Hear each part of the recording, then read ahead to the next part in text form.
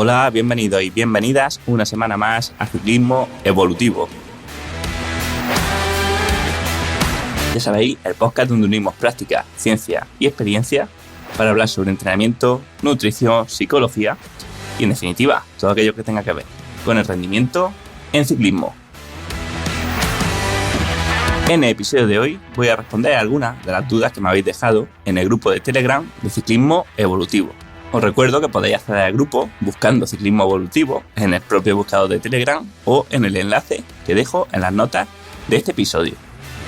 Este episodio está patrocinado por la Marcha Gran Fondo Sierra de Albacete, que será un evento en el que yo también participe el próximo día 2 de julio, que tiene 152 kilómetros libres con 3.000 metros de nivel positivo por una zona, yo creo que mágica para el ciclismo, y creo que lo digo con conocimiento de causa, pues conozco bastante bien el recorrido y la zona, donde se subirán puertos tan míticos como el puerto de la Borriqueta, que bueno, yo creo que todo el mundo de Madrid hacia abajo lo conocerá, y la verdad que el recorrido está pensado solo para valientes, porque además apenas hay 1 metro llano. Eso sí, el sitio es impresionante, es un recorrido que va cruzando entre valles y cortados de montañas calizas, entre pinos resineros y laricios, y en definitiva, una puta locura. Así que nada, si estáis por ahí, el día 2 de julio nos veremos en Riopas.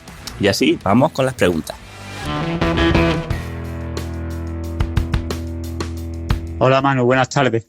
Mira, mi consulta es en relación, sé que lo has comentado en varios podcasts ya y en varias ocasiones, sobre el carácter de esfuerzo en el gimnasio, pero me gustaría a ver si puedes explicar sencillamente, a modo de comprender bien el trabajo en el gimnasio en época o en temporada de competiciones. Me genera duda muchas veces si debo de hacer más repeticiones con menos peso o al contrario, menos repeticiones y aumentar el peso, con bastante descanso para no crear fatiga. Me quedan algunas dudas ahí que muchas veces no tengo claro y me genera fatiga algunos días que voy a las sesiones de gimnasio, y después pues tengo que estar un par de días para poder recuperar. Muchas gracias. A ver si nos puedes aclarar algo a todos, que creo que somos muchos los que tenemos esas dudas. Hola, pues muchas gracias por tu pregunta. Bueno, antes de empezar vamos a definir un pelín, ¿no?, qué es esto del carácter del esfuerzo, por si hay alguien despistado, ¿no?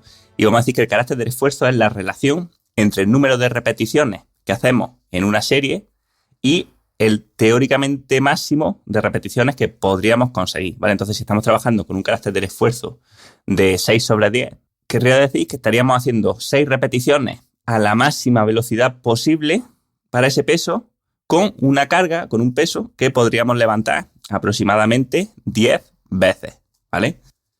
El carácter del esfuerzo se ha visto como una forma subjetiva, pero muy simple y muy sencilla de medir y de trabajar bien con las cargas que queremos en el entrenamiento de fuerza, y que, hombre, personalmente lo veo pues mucho más útil, o sea, mucho más fácil y aplicable al día a día que trabajar con la velocidad de ejecución, especialmente porque también nos permite hacerlo con otros tipos de ejercicios.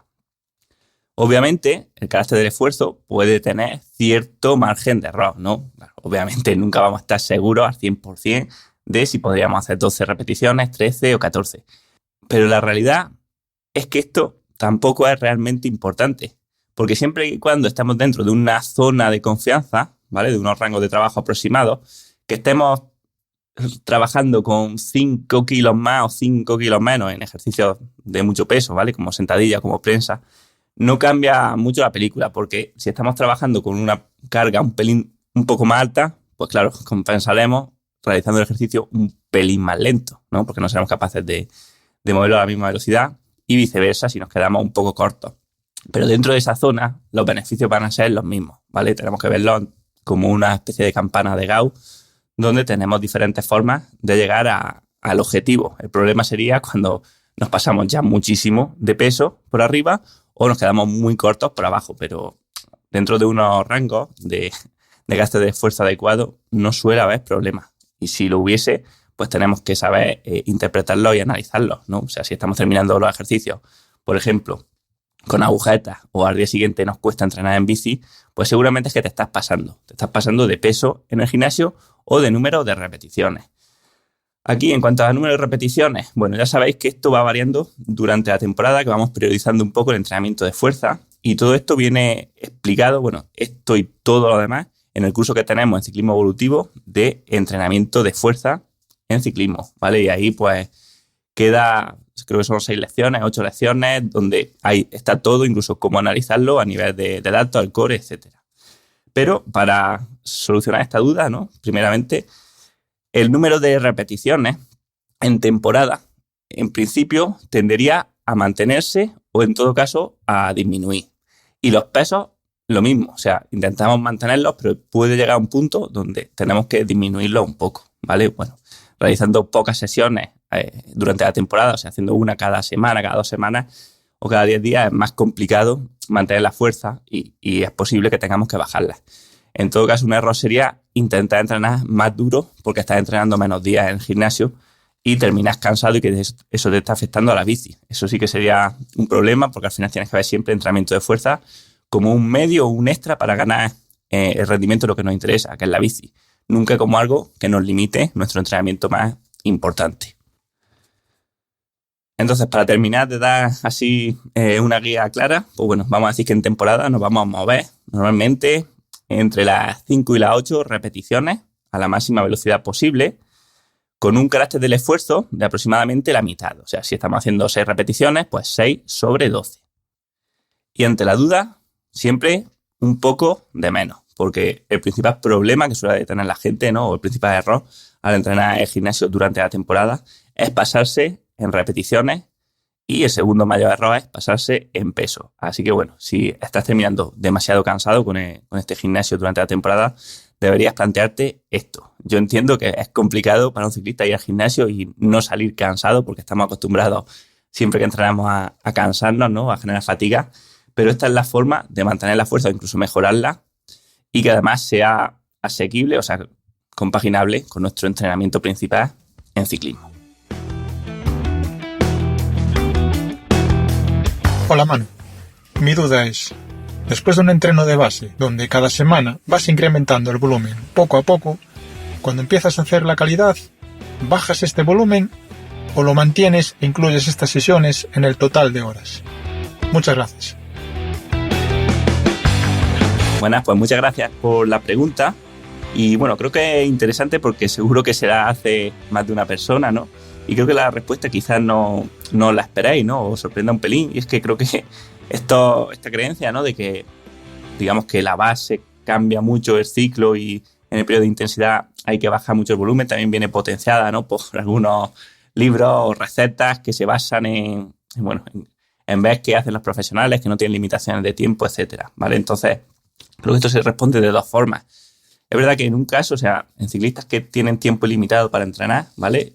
Principalmente profesionales o algunos amateurs, pues sí que puede bajar el volumen un poco, ¿vale? Y digo puede, yo no soy tampoco partidario de meter maratones de volumen en la base, o sea, de meter semanas de 35, 40 horas para luego bajarla y un poco perder la adaptación, ¿no? O sea, yo creo que al final separar volumen e intensidad es un poco también artificial y lo que buscamos con el proceso de entrenamiento es que siempre la dosis de entrenamiento, la dosis de estímulo vaya aumentando, ¿vale? Entonces, a mí no me gusta este abordaje de, no, venga, hago un montonazo de volumen en la base y luego solamente intensidad y pensar que va a mejorar así, porque a lo mejor estás trabajando intensidad, pero estás trabajando más suave que cuando hacías base, ¿no?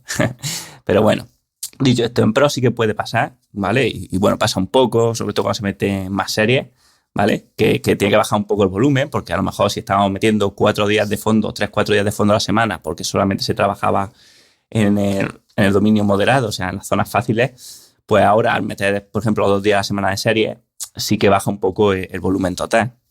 Pero en deportistas, que creo que es el caso, que no tenéis, o sea, que sí tenéis un límite de entrenamiento, ¿no? Y que a lo mejor estéis moviendo en 12, en 14 horas a la semana, en 15, pues creo que en este caso mantendría el volumen, no tiene sentido recortarlo, pudiendo hacerlo, y más si lo has hecho en la base, ¿no? Porque si no, parte de las adaptaciones se pueden revertir, porque al final vas a estar estimulando menos.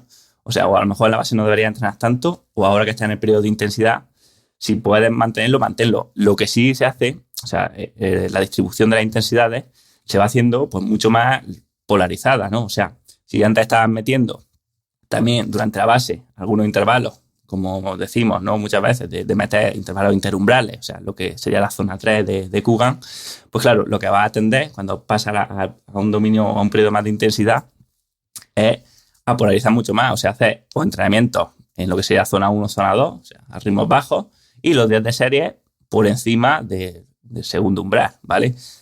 Entonces sí que, digamos que aunque mantenemos el volumen, van cambiando las distribuciones. Aumenta mucho más el volumen en lo que sería el dominio severo, ¿vale? Por encima del segundo umbral. Vamos a llamarlo umbral anaeróbico, aunque ese término esté un poco en entredicho. Y también aumenta el tiempo que pasamos por debajo del primer umbral del lactato, disminuyendo el tiempo entre los dos umbrales, ¿vale? Pero yo no bajaría el volumen, al menos no en lo que se llama periodo de intensidad. Otra cosa ya es cuando hablamos de entre competiciones o tapering. Ahí sí, ¿vale? Para soltar fatiga se suele bajar el volumen. Pero si estamos preparando, estamos entrenando sin competir todavía, no lo bajaría, ¿vale? Intentaría mantenerlo. Hola Manu, mira, me gustaría saber si usas algún tipo de test o manera o cómo estimas el primer umbral en los ciclistas que tienes. Venga, un abrazo. Hola, pues muchas gracias por la pregunta. La verdad que analizándola creo que daría para un podcast completo, así que no sé, voy a intentar responderla rápido y si veo que no, pues hago un podcast solamente sobre ello porque la verdad que da para mucho. En fin, en cuanto a medidas, hay muchísimas. Yo he utilizado 4, utilizo 4 de forma más rutinaria. La primera sería, quizá por orden inverso a lo que la suelo utilizar, es DF-alfa 1, ¿vale? Que sí que lo hemos estado utilizando en algunos deportistas, con test incrementales, en rodillo, ¿vale? Lo que pasa que, bueno, de momento todavía solamente tengo 2 deportistas con estas bandas, ¿vale? De Polar H10 y con la aplicación para poder medirla. Y bueno, a veces bien, a veces mal. Yo creo que hay gente en la que su primer umbral está bastante por abajo de 0,75 y otros que estará por encima. Y sí que hay ciertas variaciones entre, por ejemplo, haciendo el test cada 2 semanas, que a lo mejor son reales, porque tampoco creo yo que el umbral realmente en lactato o en vatios esté estable siempre, ¿no? El umbral es variable también, es dinámico. Entonces, bueno, creo que puede servir para tener una guía, está bien, DF-alfa para medirlo y creo que es la forma también más barata. Bueno, no es la más barata de las que voy a explicar, pero es más barata que la siguiente, que es la medición con test de lactato, que esto solamente lo hago con los profesionales, o bueno, a veces con alguna amateur, pero es bastante caro y la verdad que también es un poco ruidoso, porque al final tampoco estamos siempre exactamente igual y tampoco coincide mes a mes ni cerca por el punto de donde marcaríamos el primer umbral de lactato, que yo lo marco cuando el lactato basal aumenta 0,5 o más, o sea, el primer escalón en el que aumenta 0,5 más respecto a los niveles de reposo, ¿vale?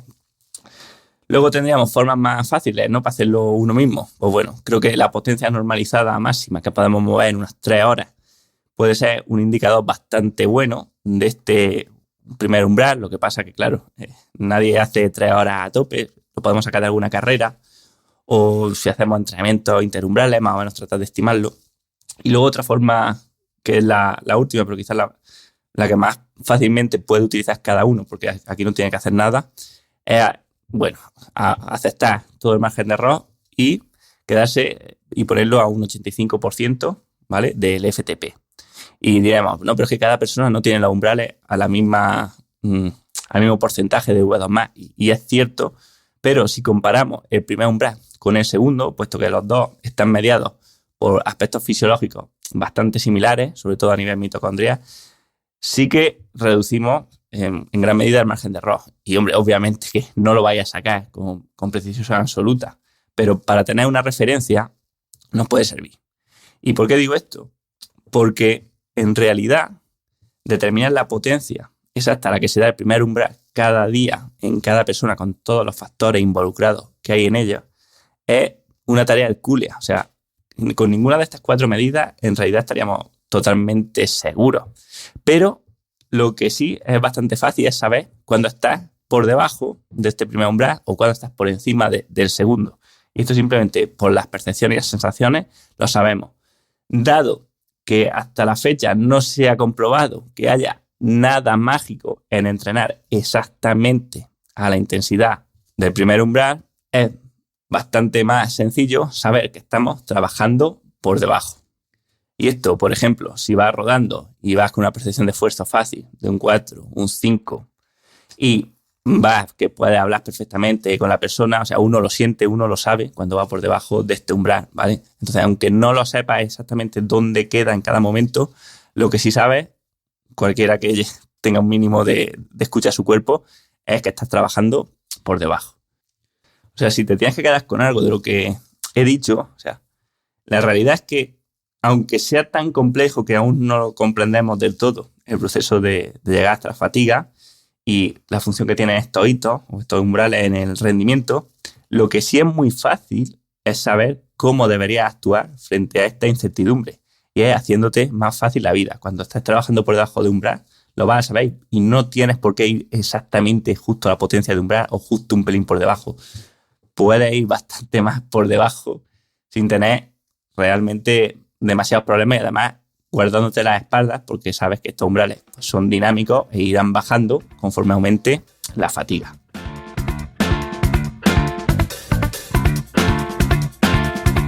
Opa Manu, lo primero agradecerte por todo el trabajo que haces, tío.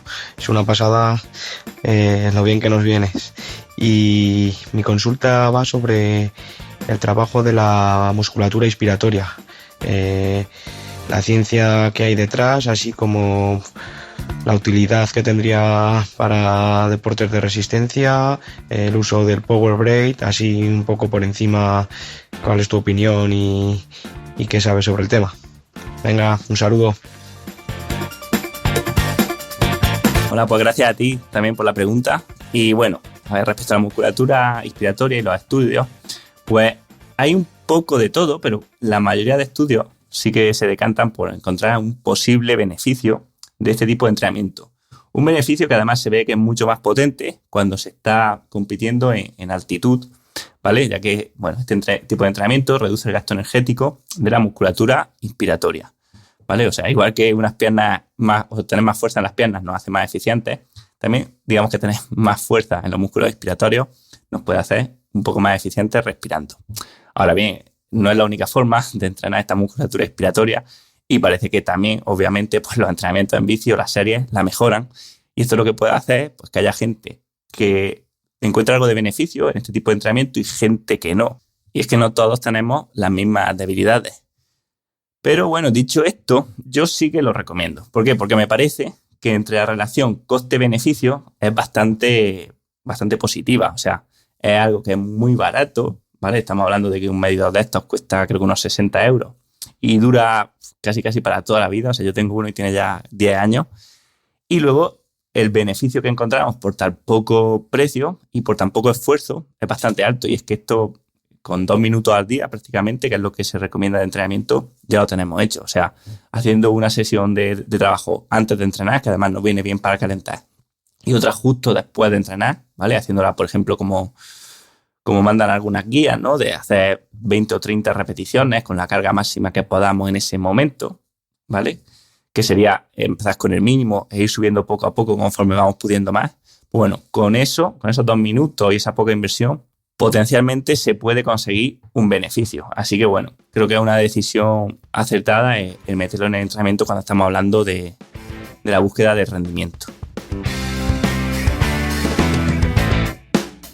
Hola Manu, mi duda trata sobre nutrición. A mí me gustaría saber si después de un entrenamiento duro debemos recuperar pues las calorías que hemos gastado en ese entrenamiento, se deben ingerir en el mismo día. Por ejemplo, si yo qué sé, imagínate un entrenamiento que hemos consumido, no sé, 3.000 calorías, ¿no? Más las 2.000 calorías que se deben consumir de mantenimiento, dentro de ese día, ¿sería recomendable consumir esas 5.000 calorías totales? Buenas, pues gracias por la pregunta y no tiene por qué y normalmente no lo vamos a hacer. Bien, la primera cuestión que tendrías que plantear es cuál es tu próximo entreno, ¿vale? Porque si has entrenado duro, pero el día siguiente vuelve a ser exigente, está claro que sí tienes que reponer, si no en calorías, al menos sí en cuanto a, por ejemplo, en glucógeno, ¿vale? O sea, meter todos los hidratos de carbono necesarios para reponer ese desgaste energético, teniendo una dieta también moderada o alta en proteína para recuperar también del daño muscular. Que esto llegue o no llegue a las calorías de mantenimiento, bueno, nos importa bastante menos. De hecho, ya sabes que a mí no me gusta mucho el tema de cuántas calorías. Pero si la sesión siguiente es de descanso o es de paseo, es un día tranquilo, en ese caso yo creo que no sería conveniente reponer todas las calorías, porque realmente al día siguiente no las vas a necesitar, ¿vale? Y seguramente te pase como al 99% de la población y el día que haces fondo o el día que entrenas intenso, tienes el estómago más cerrado, ¿vale? Digamos que no nos apetece tanto comer. Está el cuerpo en modo activo, en modo de lucha o huida y no en modo anabólico. Y al día siguiente, el día que descanses, es cuando de verdad te va a dar bastante hambre, vas a estar pues eso, ya más relajado, más tranquilo y son los días que más cuesta mantener el peso. Entonces, tiene, creo que en mi opinión, bastante más sentido pues permitir cierto margen o cierto déficit calórico el día de fondo, o sea, aprovechar que si has quemado 4.000 calorías, por ejemplo, ese día, pues bueno, no las repones las 4.000, repones 2.000, 2.500, 3.000 y dejas un poco de margen sabiendo que el día siguiente, que es de descanso, casi que normalmente vas a comer un poco más de la cuenta. Y más si lo que quieres es afinar, quieres perder un poco de grasa, entonces tienes que jugar con estos déficits energéticos los días de fondo para ser capaz de perder grasa, porque es mucho más fácil tener un déficit en estos días que en un día que no entrenas. Otra historia ya diferente es pues un deportista, un profesional, alguien que está en muy buena forma, en su peso ideal y que está en una vuelta por etapas. Ahí sí intentamos reponer casi la totalidad de las calorías perdidas porque no queremos seguir bajando de peso, ya que esto va a implicar también una pérdida de masa muscular. Y es que cuando un deportista está en su peso ideal, en su peso óptimo, pues ya el cuerpo intenta defender ese porcentaje graso y las pérdidas empiezan a ser a partir de otros tejidos como el músculo. Pero en el caso de la mayoría de los mortales que podemos todavía o tenemos margen para ir bajando de grasa, pues creo que lo mejor es dejar estos días de mucho volumen, pues cierto déficit calórico que compensaremos al día siguiente. Y hasta aquí el episodio de hoy. Si tenéis preguntas de este estilo que queráis que comenten en el podcast, pues hacérmelas llegar a través del grupo de Telegram, Ciclismo Evolutivo. Y si os ha gustado este episodio, pues os agradecería que lo compartierais pues, con vuestros amigos, amigas, compañeros de grupeta y en definitiva con toda aquella persona que creáis que puede beneficiarse del contenido que tratamos. Y así, yo soy Manu Solarfona y esto ha sido Ciclismo Evolutivo. Nos escuchamos la semana que viene.